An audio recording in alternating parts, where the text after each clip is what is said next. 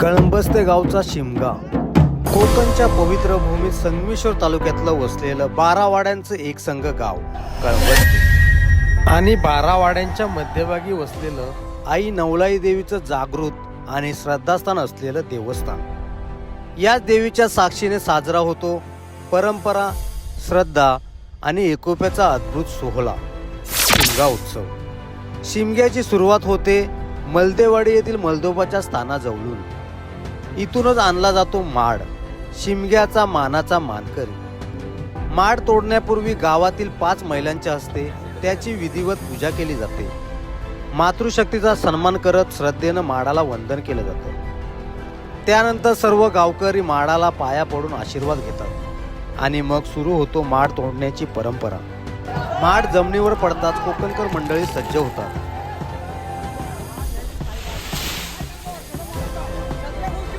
अबीर गुलाल उधळत, ढोल ताशांच्या गजरात नाचत गाजत माड नेण्यासाठी दुपारी 12 वाजेपर्यंत हा माड शिमग्याच्या ठिकाणी पोहोचवला जातो आणि मग काही कालासाठी गाव शांत होतं.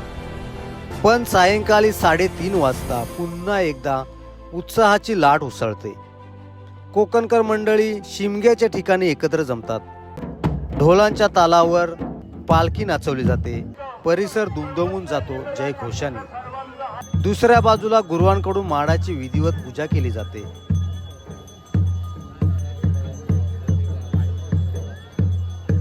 आणि मग श्रद्धेने आणि एकोप्याने माड उभा केला जातो. यानंतर सुरू होतात होमाभोवती ढोलांच्या तालात 7 पवित्र फेऱ्या आणि गावकरी मंडळींच्या हस्ते माडाला अग्नी दिला जातो. ज्यांचे लग्न शिमग्यापूर्वीच्या वर्षात झालेलं असतं ते नवविवाहित जोडपे स्वतः होमाभोवती नारळ अर्पण करतात. आणि मग एक आगळा वेगळा उत्साहपूर्ण आणि पारंपरिक क्षण. नवरे मंडळी पालखी खांद्यावर घेत होमाभोवती फेऱ्या घालतात आणि नवऱ्यांच्या मागोमाग नवऱ्या धावत परंपरेचा हा खेळ पण श्रद्धेनं भरलेला भाग पूर्ण करतात. असा हा 12 वाड्यांचा श्रद्धा, संस्कृती आणि एकोप्याचा सण.